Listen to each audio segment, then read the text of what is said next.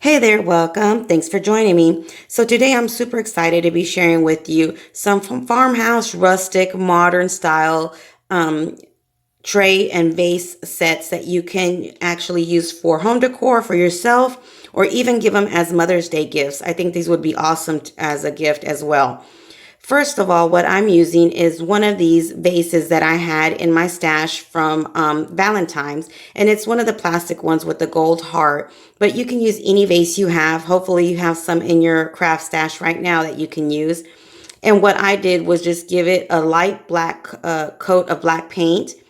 And I didn't paint the interior of this vase. I know it's red, but once I painted the black, I didn't see a need to paint the interior because you really couldn't see that it was red. But if you don't feel comfortable, feel free to paint at least the rim of the vase so you won't see it.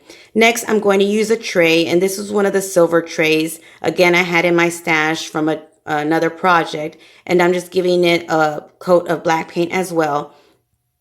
So basically, I wanted to try to use what I had in my crafting stash so I didn't have to go out and purchase anything. And I got this idea because I was kind of trying to get inspired on Pinterest, and came across some concrete style vases and plant holders and trays. And I thought, how can I make something like that? That style with Dollar Tree items. And that's how I came up with this project today. So once you've given your tray, the front and back, a good coat, just go ahead and set it aside and allow it to dry. And then you're going to use a bowl. Now, the bowl I'm using is, I guess you could say, the medium-sized bowl from your party section area at Dollar Tree. And usually these come two in a pack. But like I was saying, once I painted these all black, I, was trying to figure out how to make it more grainy and textured like concrete, not just paint it with the gray color. So when I decided to do this, I kind of did my research and figured out what colors I needed or how I could try to make it look more grained and more like concrete. Here I'm showing you, I had painted these different color brown, but I thought it was too light. So I just kind of mixed the brown that I already had in my little bowl there mixed up, and I added some Waverly chalk paint brown, and I think it was the antique brown that I'm using there, the wax brown, but I'll make sure to leave that the exact color down below. Once I was done with that, I would allow them to dry, and I'm using the apple barrel, the elephant gray color, and then I'm adding baking soda, and this is how I got my grainage texture for my concrete style vases and tray. So all I did was basically no measurements, just kept mixing and adding a little bit of baking soda at a time until it got to a paste. So it wouldn't, basically it just stuck on your brush. But it was still wet enough to brush on. So once they were all completely dry, as you can tell, they turned into a dark brown once my vases and trays were all completely dry. So I just went ahead and gave a coat of the gray paint with the baking soda. And hopefully you can see on the camera the way that black and the brown kind of seep through the gray. And as it dries, you'll see more and more of it. So just go ahead and continue painting it. And I just gave it one coat of the gray because I wanted that brown and the blacks to kind of come through the gray to make it look more realistic, if at least in my eyes. But you can skip that part and just paint the gray onto your vase if you'd like. But as you can see there, hopefully, I hope you guys can see that brown and black coming through to make it look more of the rustic, modern style concrete. So that's what I did. Once I painted each one of those one coat, I set those aside and allowed them to dry. Next, I got the same color brown, and I got 4 of these blocks that are in your crafting area at Dollar Tree, and I painted all 4 of them the brown. And I'm also going to use some of those building blocks, the Jenga blocks from Dollar Tree, and I'm using 8, I believe, in total. I'm sorry, it's 14 in total. I kind of figured that out, but it was 14 in total. What I did was add 2 of them, stuck 2 of them together and glued 2 sets of these. And since I didn't have any wood glue, I'm using E6000 and my hot glue gun to attach these Jenga blocks together. And I just press them really firm together and allow them to dry. Once they're all completely dry, I'm going to go ahead and paint them the brown as well. Then I grabbed six more blocks. And what I'm going to do is glue two of them stacked together, just like this. And I glued a set of three of them like that. So once I was done with all my Jenga blocks and gluing those together, then I just grabbed 4 regular Jenga blocks and painted them as well. And I painted them all the same brown that I painted the smaller blocks.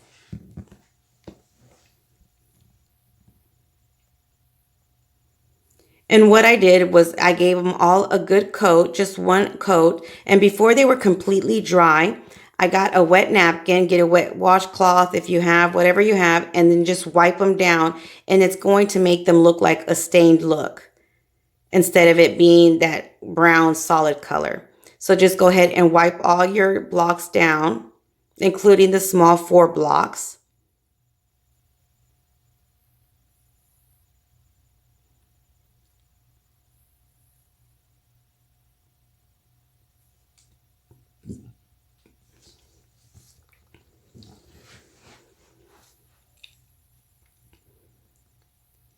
And like I said, I think that these would be perfect as farmhouse, modern style, and any kind of home decor, even outdoors. These would look really pretty. But if you do put them outdoors, I would recommend you putting a matte clear coat on top of each one just to protect the paint from the rain and the weather from outside. Once you were done and your blocks are all completely dry, what I did was flip over the round bowl and I put 3 of the stacked blocks that I did onto my bowl to make them legs.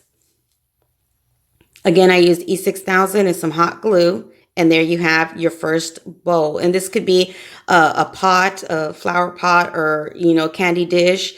Next, I got my tray. And what I'm going to use for my tray are the 2 pieces of wood that I stacked together, the 2 blocks that are side by side, and then my 4 wooden blocks. And what I did was use those as the handle for my tray. So I just basically kind of figured out where the center of my tray was at on the edge and added some E6000 and hot glue to the small blocks. And then I did the same to the handle part of my tray. And then I glued those on top of the small blocks, just like so. And I did that to both of them, both sides. Now, you don't have to use 2 of the Jenga blocks to make the handles. You can just use 1, but I wanted them to be as close or as far apart as possible, just to make them more realistic as a handle. So you can also use some nautical rope or something like that, some jute twine braided up if you wanted to make this more a country style. So there's a lot of options that you can use to make this more fit your style of your home or fit the style of whatever home that the person you're going to give this to. So the next thing I did was I wanted these all again to be kind of a set. So the next thing I did was grab my vase, and then I grabbed the 4 individual Jenga blocks, and I'm going to use some E6000 and hot glue again to glue them all around my vase, the little indented part of this vase. But you can place them anywhere on your vase, depending on what style of vase you have. So here I am just adding 1 on either side. And then I'm going to flip it over and add the other 2 on the opposite side to kind of make them look like handles. But you'll see what I'm talking about in just a minute. So basically just add your E6000 and hot glue.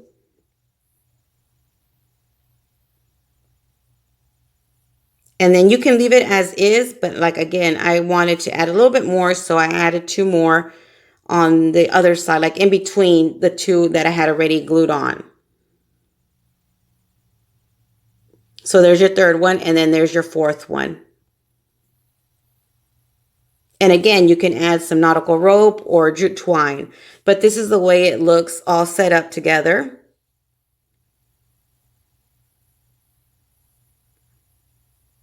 And that's the way it looks with the palm leaves that I made. And if you want to know how I made those palm leaves, I'll link that video somewhere around here as well, so you guys can see it after you're done with this video. So our next project is more of a rustic farmhouse look. And what I'm using are some of the ceramic tiles that you can get at Dollar Tree. And these are just the two that I had on hand. And again, I'm going to use some of the Jenga blocks. And basically what I did was glue two of them side by side, what's going to be the top of my lantern. And then after those two, I'm going to stack two more on top. So basically it's four of the Jenga blocks on top of the tile, and then four of the Jenga blocks on the bottom part of the tile.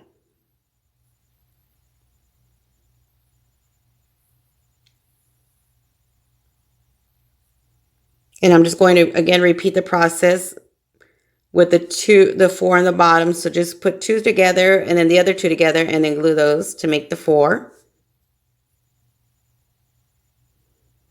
And I think these are awesome as Mother's Day gifts too. Let me know in the comments below, are you guys going to try to do some online shopping for Mother's Day gifts, or are you going to do more of the DIYs and, you know, just kind of do something from home? I am going to post another video that I'm super excited about. Hopefully I'll have it done and edited by tomorrow, but if not, for sure by Friday. But the one that I'm going to post, just to kind of give you an idea, it is for a Mother's Day gift, but you can also use it as a birthday present. Because I know a lot of people right now with birthdays and anniversaries, it's kind of like at home dinners, at home celebrations. And the DIY that I'm going to be making is, I want to say it's like a DIY, but it really isn't. But it's something that I'm super excited to share with you guys. So stay tuned for that. Again, hopefully I'll have it done tomorrow, but if not, for sure, guaranteed by Friday, it will be posted. So just stay tuned for that video. But once you're done adding the four on the top and the four on the bottom of your blocks, go ahead and stack three of them together and add them on either end or either side of your ceramic tile. Remember to use E6000 and your hot glue. That way it can attach to your tile and stay nice and firm. Now, as you can see, there's like a small little squares at the end or the bottom of your tile. Don't worry about that, because what we're going to do, and I'm sorry about this camera, I didn't really edit this the right way, huh? But what you're going to do is add a little bit of E6000 and some hot glue to those little blocks, and then just glue them onto the edge or the bottom part of your tile frame. And just make sure that it's the back part of your block is where it's going to be not even. The front part will be even to your Jenga blocks, if that makes sense. But just go ahead and do that to both of your tiles, adding those small little squares. And if you don't have these squares, just go ahead and cut one of the Jenga blocks to fit that area.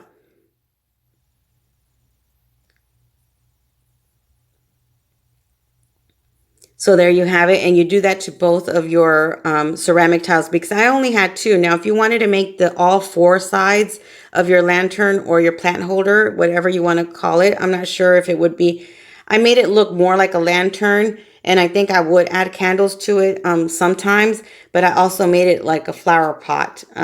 So you guys let me know which way you'll use it down below. But what I'm going to do is I'm going to use some of these frames that have that little tin inside of them to add to my other sides to make that 4 square block. So what I did was add some E6000 hot glue to the edge of the interior of my ceramic frame. And then I'm going to attach my picture frame with the aluminum on it right there on the edge. So basically it'll be 2 sides of the frames and then 2 sides of the ceramic tile frame.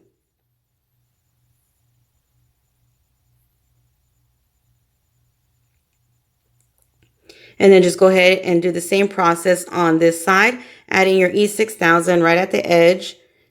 And then just leave little spots.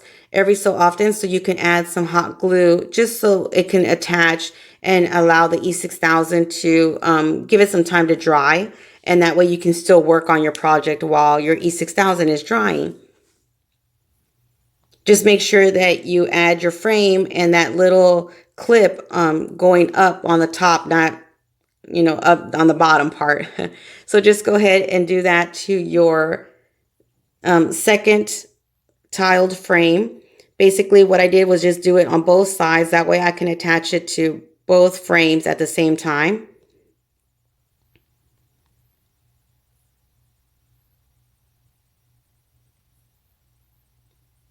And then once you attach this, your fourth frame around your lantern, just go ahead and allow it to dry for a few minutes before you continue with your project, just to give that hot glue a little bit of time for it to dry and stay, so it can stay put and secure. So once that is dry, go ahead, and what I did was add a little bit of glue into the interior. Then I grabbed one of these frames, and these are like a smaller shadow box type frame that they had at Dollar Tree. And these were the ones that had that little circle in the middle with different sayings in it, and it had like a wallpaper background. But it's a 4x4 little frame. And what I'm using is E6000 again and some hot glue, since I didn't have any wood glue. But if you have wood glue, just go ahead and use wood glue and it would work perfectly fine. Just allow it to dry for a few minutes before you move it around again. And then I just placed my frames on top of that picture frame. And there you have it. Basically, this is your lantern. Next, what I did was give it a light sanding on all four sides, so you can go ahead and paint it. And you can paint it any color you like. I chose to make this more, again, of that rustic farmhouse look. So what I decided to use was my Waverly chalk paint. And again, I'll leave that brown because it's the same brown that I used down below. I believe it was Truffle, now that I remember, but I'll make sure to leave it down below.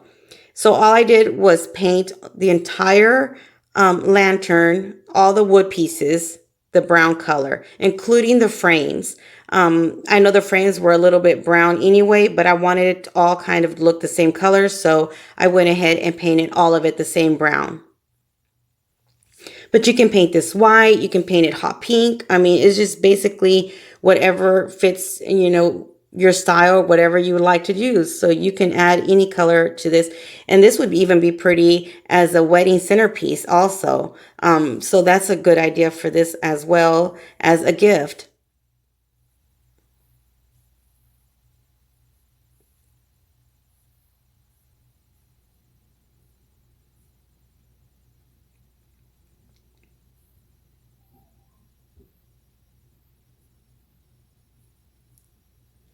And I'm not too worried about how precise or perfect I'm painting this specific DIY, because I am going to give it a sanding once it's completely dry. So on this one as well, I did paint the interior brown as well, because as you can see, if you decide to put a candle on there, you'll be able to see the inside of your lantern. So I went ahead and painted that brown as well. So once you're done with that and you're allowing it to dry, go ahead and get one of these trays. And these are one of the serving trays from Dollar Tree in the party section. And all I did was paint it the same brown. And I gave it 2 coats. So I painted it once, the front and back of it. And then I allowed it to dry. And then once it was completely dry, I went ahead and painted it again. So here, what I'm going to do, once my lantern is all dry, is I got some nautical rope, or just some wider thick rope that you might have. And where the edge of the corners are at of your lantern, I added some hot glue and then glued my rope down the center right there in that corner. And I did that to both corners, but I left some of the rope on the top as a handle. And just leave as much as you like, depending on how you want your handles. If you want them to drape down or stand up straight, basically is how much rope you would want to leave on the top part. So just go ahead and do that, and then just remove the excess. And I did that to both sides.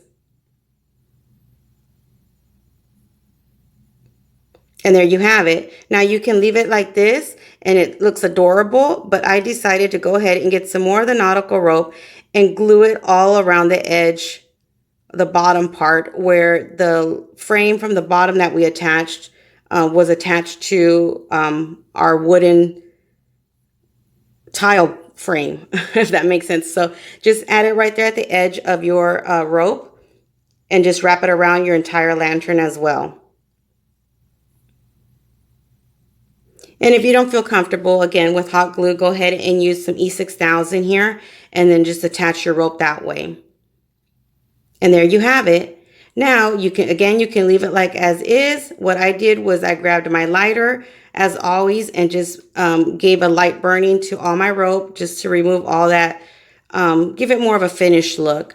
Then what I decided to do was go ahead and grab my sanding block and just give it a light sand and kind of just stress it in the corners and around the frames of the tile, just to give it more of that distressed, weathered look.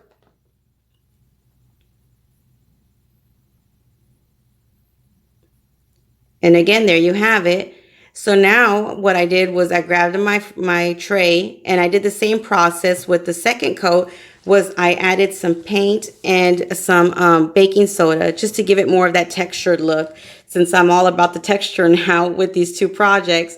But I just wanted to give it more of a textured look. So that's what I did to make more of that pasty paint. And then I brushed it onto my tray, which I really enjoy the way it feels, not just because it's textured, but it just makes it feel more heavier and sturdier, if that makes sense. So I went ahead and I just gave it a good coat, but a light coat around the entire tray, and I allowed that to dry. And if you guys try this technique with the baking soda to give it more of a paste paint, let me know if you guys enjoy it and what you did different. I just kind of came up with it. That's why I say I don't have a measurement.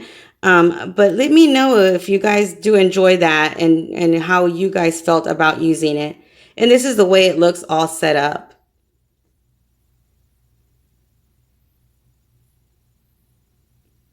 And I was trying to give you guys a close-up so you can see the different colors seeping through, the brown, the lighter grays, and some of the spots of the black. You can even maybe sand it down to make it more of that black to come out.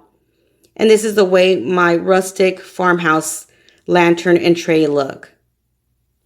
Let me know which one is your favorite, and I hope you guys enjoyed this DIY. Until next time, bye.